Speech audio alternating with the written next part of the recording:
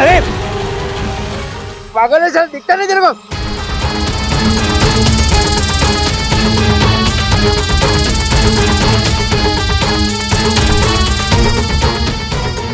आप ठीक तो? चोट नहीं लगी ना?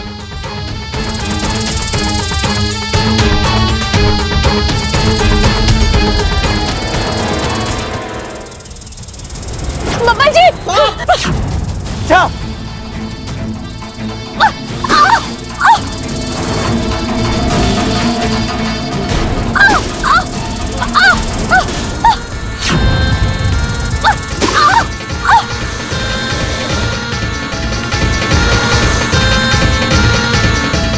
इच्छा संभालो प्लीज।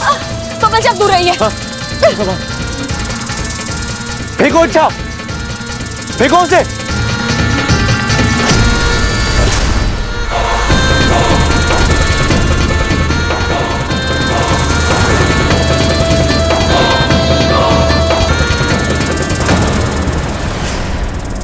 इच्छा संभाल कर, इच्छा, इच्छा।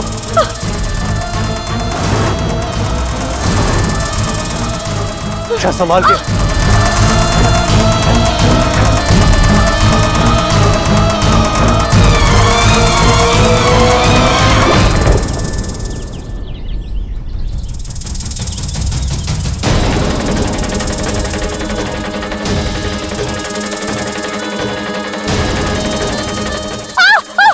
इच्छा,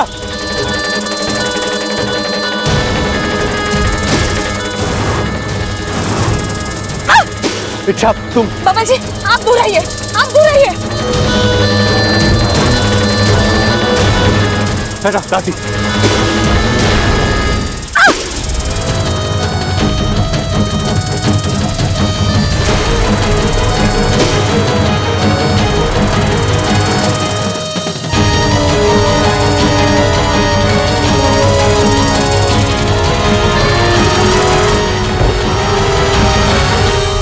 बबल जी अब ठीक तो हो? बेटा थैंक यू। चलिए।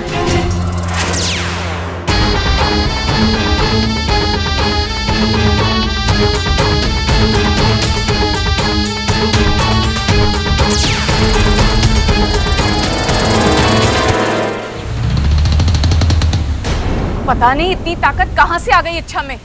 कोबराज को मात दे दी उसने। पानी फन के ऊपर जा चुका है। इच्छा के विरोधी तेवर अपनी हदें पार कर रहे हैं। वो ना तो खुद बबल को मार रही है और ना ही हमें उसे मारने दे रही है। अगर ऐसा ही चलता रहा तो हम नागिस्तान के नियमों पर कभी भी अमल नहीं कर पाएंगे।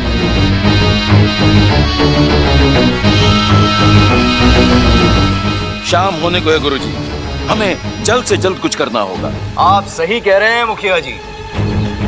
अब हमें किसी ऐसे नाग को भेजना होगा जिससे इच्छा लड़ ही नहीं सकती। कोई ऐसा जो इच्छा को इच्छा की भाषा में जवाब दे सके।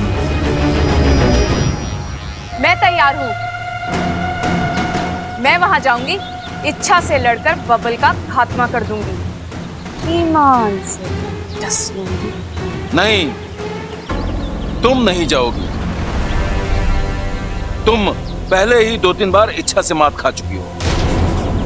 इच्छा के फन से टकराना तुम्हारे बस की बात नहीं है। इच्छा से लड़ने की ताकत नागिस्तान के सिर्फ एक ही नाग में है और अब वो ही इस अभियान को अंजाम देगा।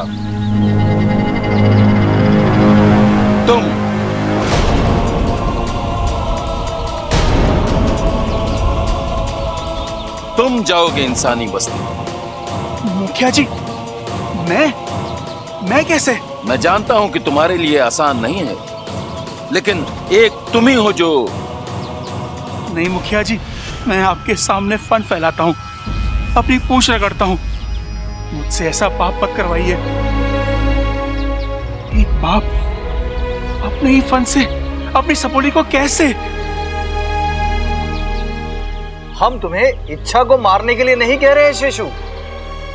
तुम्हें इच्छा को बबल की ढाल बनने से रोकना है और बब्बल को मारना है। जाओ शेषु, इच्छा को उसके कर्तव्यों का एहसास दिलाओ। बताओ उसे कि नागिस्तान ने उसके लिए क्या क्या किया है। आज अपने प्यार की खातिर जिस जिंदगी को वो दांव पर लगा रही है, वो जिंदगी भी नागिस्तान की ही देन है। लेकिन मुखिया जी। शेषु, हमारी इच्छा से कोई दुश्मनी नहीं है और ना ही बब्बल से, लेकिन अब हालात ही कुछ ऐसे हैं कि मजबूरन हमें। मैं आपकी बात समझ रहा हूं, लेकिन बब्बल मेरा दामाद है, मेरे परिवार का हिस्सा है। मैं ना ही उसका घात कर सकता हूं, ना ही इच्छा का। जज्बाती होकर मत सोचो शेषु, हमारे पास अब ज्यादा वक्त नहीं है। तुम अभी जाओ और जाकर बब्बल को खत्म कर दो। और यदि इच्छा बीच में आए तो उसे कैसे संभालना है, यह तुम अच्छी तरह से जानते हो।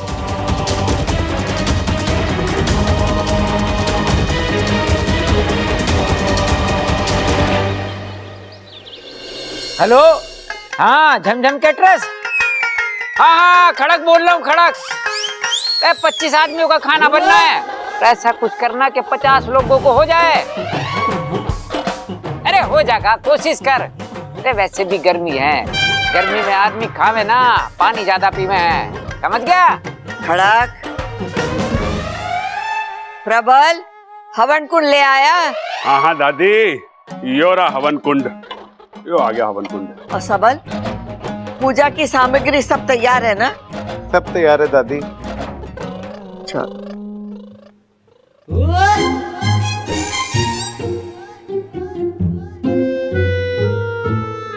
अरे छोटे हैं? अरे हवन कुंड को ऐसे क्यों घूर रहा है? अरे भाई, मैं ये देख रहा हूँ कि मेरी शादी का हवन कुंड कब ऐसे रचेगा, कब मैं अपनी बीवी के साथ इसके साथ फेरे लूंगा, मेरा घर कब बसेगा भाई? कब हंसेगा मतलब? अरे रोज तो हंसता है हमारा घर। मैं इस बात का पूरा ख्याल रखता हूँ कि हमारे घर में हर किसी के चेहरे पर हंसी रहे, इसलिए छोटी मोटी कॉमेडी भी कर लेता हूँ। यार वो तो मैं भी कर लेता हूँ, लेकिन इस वक्त हंसने की बात ना कर रहा हूँ।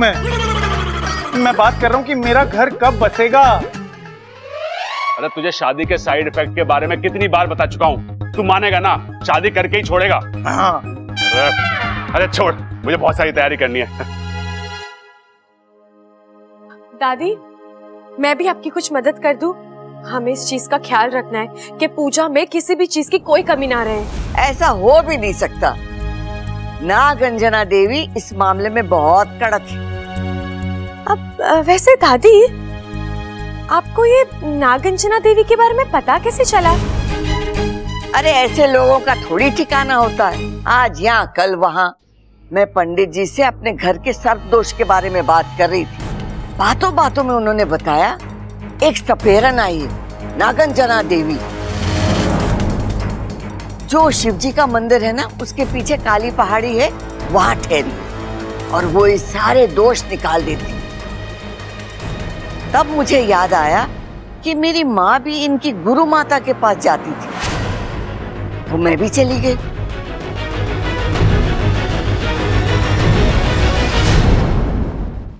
कद्रु सूत शेष जगत मते देहि में शरणम गतः। कद्रु सूत शेष जगत मते देहि में शरणम गतः।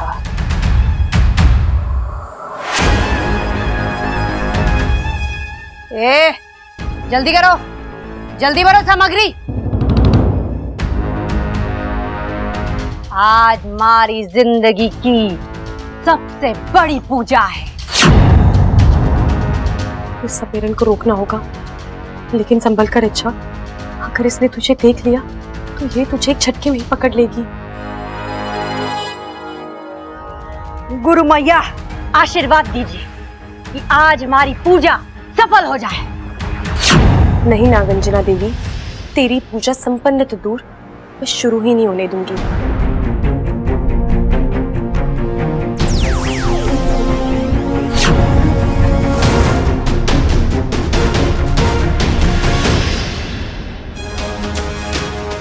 नागिस्तान, जहाँ आज तक कोई सपेरा नहीं पहुंच पाया, वहां नागंजना पहुंचेगी। नागंजना, गुरु मैया, आप यहाँ क्यों? हम अपनी शिष्या से मिलने नहीं आ सकते? जी बिल्कुल आ सकती हैं। ये तो हमारा सौभाग्य है कि आप। हम यहाँ एक विशेष कार्य से आए हैं। हमें हमारी दिव्य दृष्टि से ये पता चला है कि करचुरा के जंगल में एक नागमणि वाली नागिन। जाओ, उसे पकड़कर वो नागमणि हासिल करो। जो आ गया गुरु मैया, बस आज की ये पूजा संपन्न कर लूं, फिर नहीं, ये सब कुछ इंतजार कर सकता है, पर वो नागमणि, वो मुझे अभी चाहिए, और ये मेरा आदेश है। जाओ, मेरे आदेश का पालन करो। जो आ गया। चलो।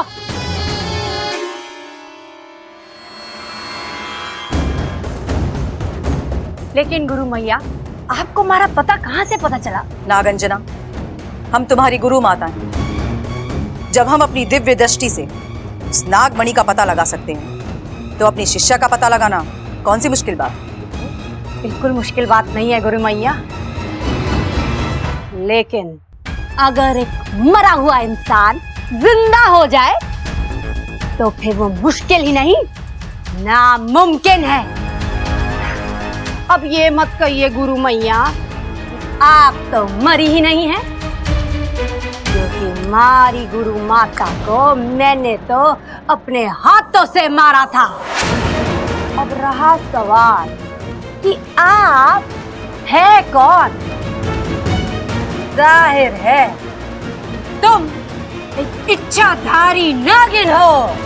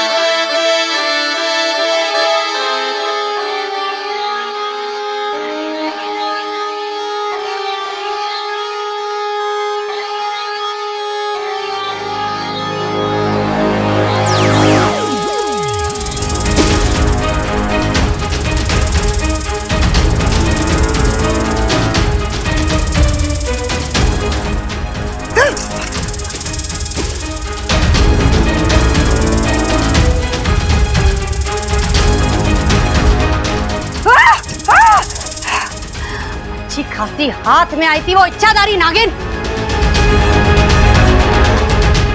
उस संगीत की आवाज ने सारा खेल बिगाड़ दिया। पता नहीं कौन थी, यहाँ क्यों आई थी?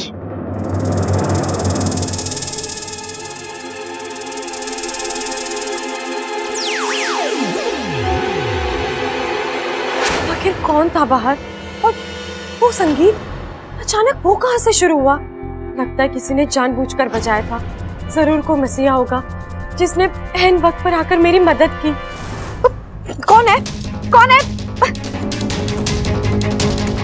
दीदी, आप इस तरह। एक सरप्राइज है तेरे लिए। कैसा सरप्राइज? एक ऐसा सरप्राइज जिसकी तूने कभी कल्पना भी नहीं की थी। बस ये समझ ले, आज हम सब तुझे दुनिया की सबसे बड़ी खुशी देने वाले हैं। चल दिखाती हूँ। आ गई।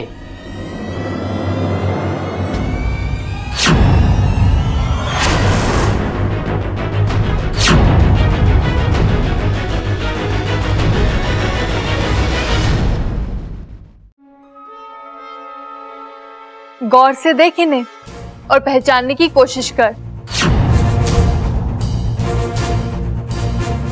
इच्छा, ये तेरे पिताजी है।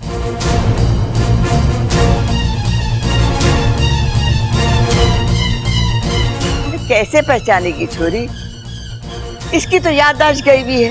इसे तो कुछ भी ना याद है, न इसके माता पिता, न घर बार, न खानदान, कुछ भी तो नहीं।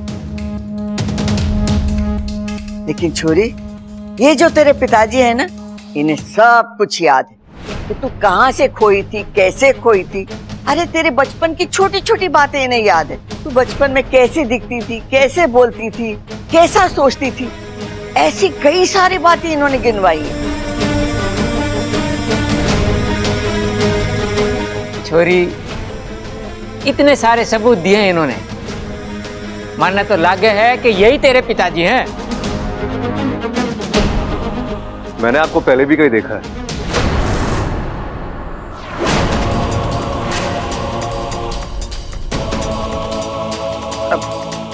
ये कैसे हो सकता है? मैं तो शहर में पहली बार आया हूं, वो भी इच्छा को लेने। लेकिन आपको कैसे पता चला कि इच्छा यहाँ है? छोरा, तू तो एक दरोगा की तरफ पूछताछ कर रहा है। पूछने दीजिए कौशल्या देवी, मैं बताता हूँ। मेरे एक दोस्त हैं गिरधारी लाल, जो सरकारी सेवा में है, और हाल ही में उनका तबादला यहाँ हुआ है।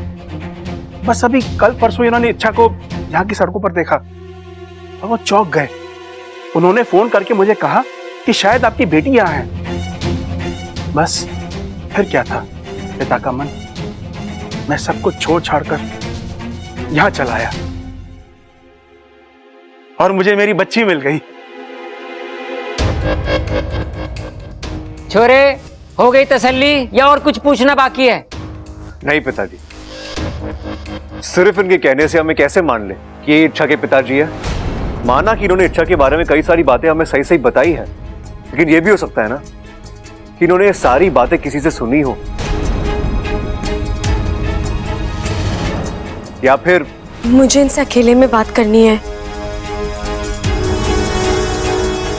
हाँ हाँ छोरी, क्यों नहीं, जाइए।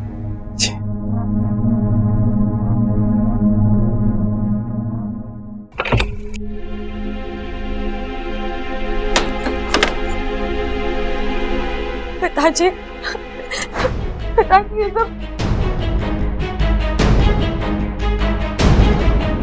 नहीं इच्छा, मेरे करीब मत आओ, मैं कमजोर पड़ जाऊंगा। और फिर जिस काम के लिए मैं यहाँ आया हूँ, वो शायद।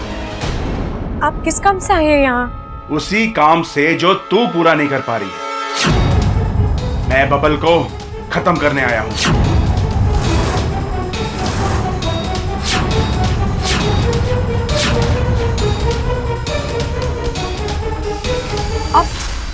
आप बबल जी को मारने आए हैं यहाँ?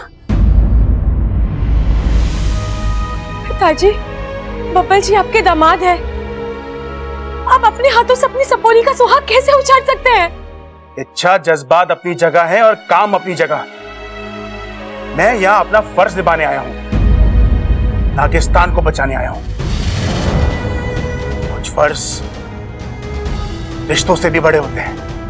नहीं, आप झूठ बोल रहे हैं। आप अपनी सपोरी के साथ ऐसा कर ही नहीं सकते। ये ऐसा नहीं करना चाहता हूँ, लेकिन मैं मजबूर हूँ।